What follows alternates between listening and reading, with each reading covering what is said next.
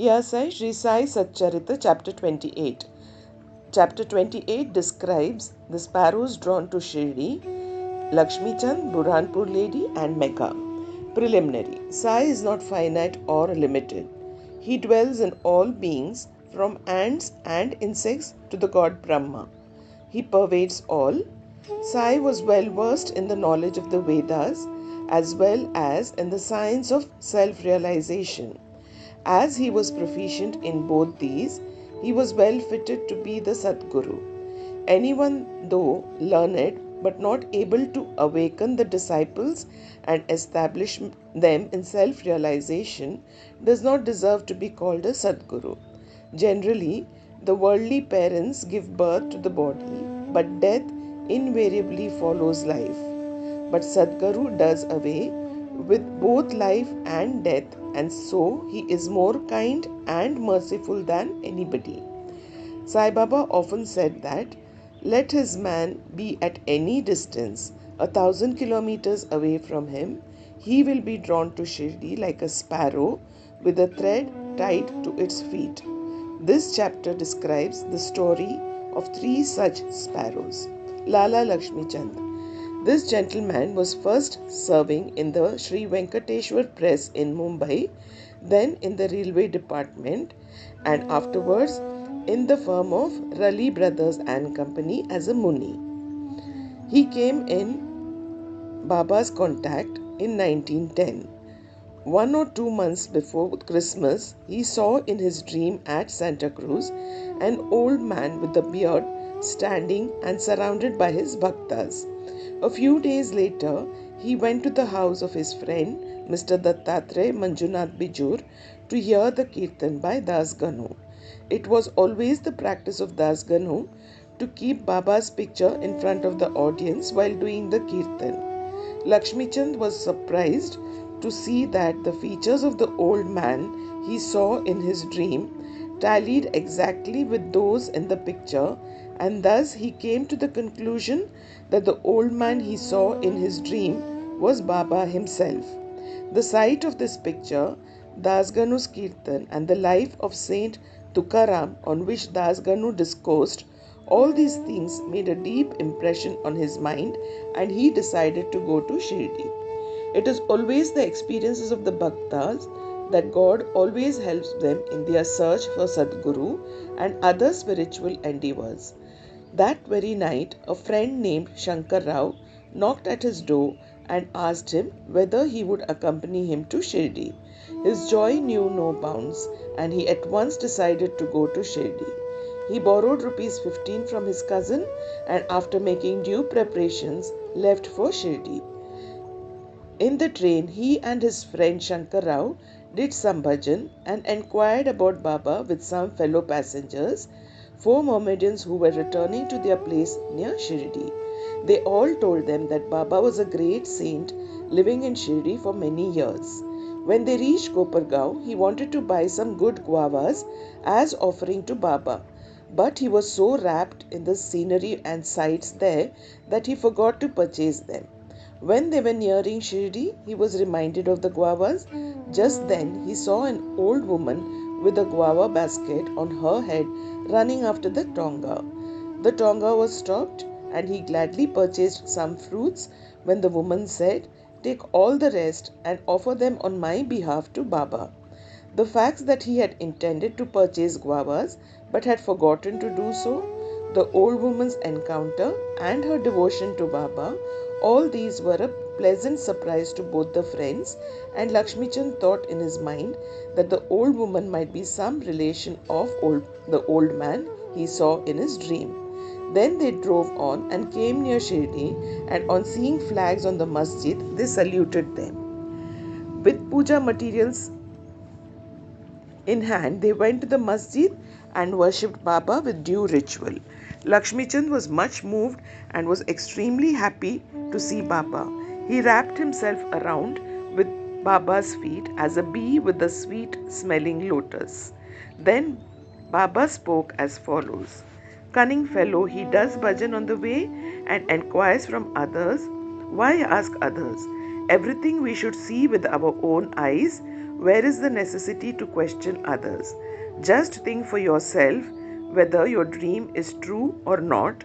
Where was the necessity of the darshan by taking a loan from a Marwari? Is the heart's desire now satisfied? Hearing these words, Lakshmi Chand was wonderstruck at Baba's omniscience. He was at a loss to know Baba to know how Baba came to know about all the things that had happened en route from his house to Shirdi. The chief thing to note in this respect is that Baba never liked people to borrow or take loan for his darshan or celebrating any holiday or making any pilgrimage. Sanza. At noon, when Lakshmi Chand was sitting for meals, he got some sanza, that is a wheat pudding, from a devotee as prasad. He was pleased to have it. Next day also he expected it, but got nothing. So he was anxious to get it again. Then on the third day at the noon aarti time, Bapu Sahib Jog asked Baba what naivedya he should bring. Baba told him to bring sanza. Then the bhaktas brought 2 big potfuls of sanza. Lakshmi Chand was very hungry and there was some pain in his back. Then Baba said to him, "It is good that you are hungry. Take sanza and some medicine for the pain in the back." He was again wonderstruck to see that Baba again read his mind and spoke out what was passing therein. How omniscient was he! Evil eye. During this visit, Lakshmi Chand also witnessed one night the procession to the Chowdi. Baba then suffered much from cough. He thought that this suffering of Baba might be due to somebody's evil eye. Next morning, when he went to the masjid, Baba spoke to Shama as follows: "I suffered last night from cough. Is it due to some evil eye? I think that somebody's evil eye has worked on me and so I am suffering." In this case, Baba spoke out what was going on in the mind of Lakshmi Chand. On seeing these proofs of Baba's omniscience and kindness to his bhaktas, he fell prostrate at Baba's feet and said, "I am much blessed with your darshan. Ever be kind and merciful to me and protect me always. There is no other God to me in this world except you. Let my mind be ever wrapped in your bhajan and feet. Let your grace protect me from the miseries of the world and let me ever chant your name and be happy." After getting Baba's udi and blessings, he returned home with his friend, much pleased and contented, and was singing Baba's glory on the way. He remained a staunch devotee of Baba then onwards and always sent garlands of flowers, camphor and dakshina with any person of his acquaintance bound for Shirdi. Burhanpur lady. Now let us turn to another sparrow. One lady in Burhanpur saw in her dream Baba coming to her door and begging khichdi for his meals. On waking up, she saw nobody at her door. However, she was pleased with the vision and told it all, including her husband. He was employed in the postal department, and when he was transferred to Akola, both husband and wife, who were devout persons, decided to go to Shirdi. Then, on a suitable day, they left for Shirdi and after visiting Gomati Tirath on the way, reached Shirdi and stayed there for 2 months. Every day they went to the masjid, worshipped Baba and passed their time happily. The couple came to Shirdi to offer khichdi as naivedya, but for the first 14 days, somehow or the other, it could not be offered. The lady did not like this delay or tardiness. Then, on the 15th day, she came at noon to the masjid with her khichdi. There she found that Baba and others were already sitting for meals and that the curtain was down. Nobody dared enter it when the curtain was down, but the lady could not wait. She lifted up the curtain and entered. Strange to say that Baba seemed that day hungry for khichdi and wanted that thing first, and when the lady came in with the dish, Baba was delighted and began to eat morsel after morsel of khichdi. On seeing the earnestness of Baba in this respect, everybody was wonderstruck, and those who heard the story of khichdi were convinced about his extraordinary love for his devotees. Megha. Now let us go to the third sparrow. Megha of Viramgam was a simple and illiterate Brahmin cook of Rao Bahadur H.B. Sathe. He was a devotee of Shiva and always chanted the 5-syllabled mantra Namah Shivaya. He did not know the Sandhya nor its chief mantra. The Gayatri Rao Bahadur Sathe was interested in him, taught him the Sandhya and the Gayatri. Sathe told him that Sai Baba of Shirdi was the embodied form of God Shiva and made him start for Shirdi. At Bharuch railway station, he learnt that Baba was a Muslim and his simple and orthodox mind was much perturbed at the prospect of bowing down to a Muslim, and he prayed to his master not to send him there. His master, however, insisted on his going there and gave him a letter of introduction to his father-in-law Ganesh Damodar, that is Dada Kelkar, at Shirdi to introduce him to Sai Baba.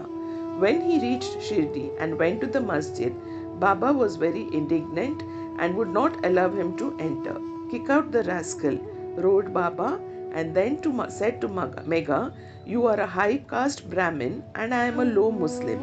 You will lose your caste by coming here. Just get away." On hearing these words, Megha began to tremble. He was wondering as to how Baba had come to know about what was passing in his mind. He stayed there for some days, serving Baba in his own way, but was not convinced. Then he went home and then to Trambak and stayed there for a year and a half. Then again he returned to Shirdi. This time, at the intercession of Dada Kelkar, he was allowed to enter the masjid and stay in Shirdi. Sai Baba's help to Megha was not through any oral instruction. He worked upon Megha internally with the result that he was considerably changed and benefited. Then Megha began to look upon Baba as an incarnation of Shiva. In order to worship Shiva, bay leaves are required, and Megha used to go to miles and miles every day to bring them and worship his Shiva, that is Baba. His practice was to worship all the deities in the village and then come to the masjid, and after saluting Baba's Gadi, he worshipped Baba, and after doing some service, that is shampooing his legs, drank the washings of Baba's feet. Once it so happened that he came to the masjid without worshipping Khandoba, as the door of the temple was closed. Baba did not accept his worship and sent him back again, saying that the door was open then. Megha went, found the door open, worshipped the deity, and then returned to Baba as usual. Ganges bath. On one Makar Sankranti day, Megha wanted to besmear the body of Baba with sandal paste and bathe him with Ganges water. Baba was first unwilling to undergo this, but at his repeated requests, he consented. Megha had to traverse a distance of 8 kilometers to bring the sacred water from the Godavari river. He brought the water, made all preparations for the bath at noon, and asked Baba to get ready for the same. Then Baba again asked him to be spared from this bath, saying that as a fakir he had nothing to do with the Ganges water, but Megha did not listen to him. He knew that Shiva is pleased with the Abhishek on that auspicious day. Baba then consented, came down and sat on a wooden board, and projecting his head said, "O Megha, do at least this favor. Head is the most important organ of the body, so pour the water over that only. It is equivalent to the whole bath." "All right," said Megha, and lifting the water pot up, began to pour it on the head, but in doing this, he was so much overwhelmed with love that he cried out, "Har Har Gange," and emptied the pot on the whole body. He kept the pot aside and began to look at Baba, but to his surprise and amazement, he found that only Baba's head was drenched while the body quite dry. The Trident and Pindi. Megha worshipped Baba at two places. In the masjid, he worshipped Baba in person, and in the Wada, Baba's big picture given by Nana Sahib Chandorkar. This he did for 12 months. Then, in order to appreciate his devotion and confirm his faith, Baba gave him a vision. One morning, when Megha was still lying down On his bed with eyes closed but internally awake, he saw clearly Baba's form. Baba, knowing him to be awake, threw 3 akshata, that is rice grains marked red with kumkum, and said, "Mega, draw a trident," and disappeared. Hearing Baba's words, he eagerly opened his eyes, saw no Baba there, but only rice grains spread here and there. He then went to Baba, told him about the vision, and asked permission to draw trident. Baba said, "Did you not hear my words asking you to draw trident? It was no vision but direct order. My words are always pregnant with meaning and never hollow." Mega said, "I thought you woke me up, but all the doors were closed, so I was doubtful and thought it to be a vision." Baba rejoined, "I require no door to enter. I have no form. I always live everywhere. As a Vaya puller, I carry on all the actions of the man who trusts me and merges in me." Megha returned to the Vada and drew a red trident on the wall near Baba's picture. Next day, a Ramadasi Bhakta came from Pune, saluted Baba and offered him pindi, that is a phallic image of Shiva. At this time, Megha also turned up there. Baba said to him, "See, Shankar has come. Protect him now."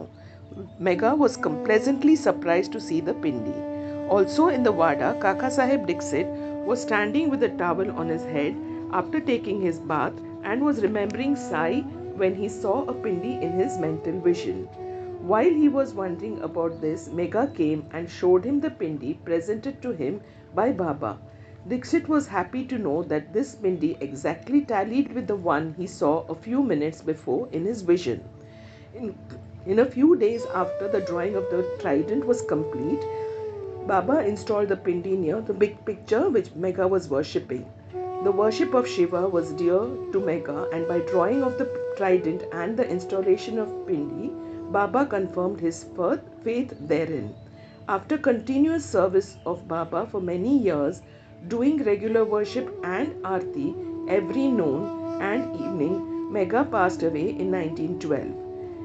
Then Baba passed his hands over his mortal remains and said, "This was a true devotee of mine."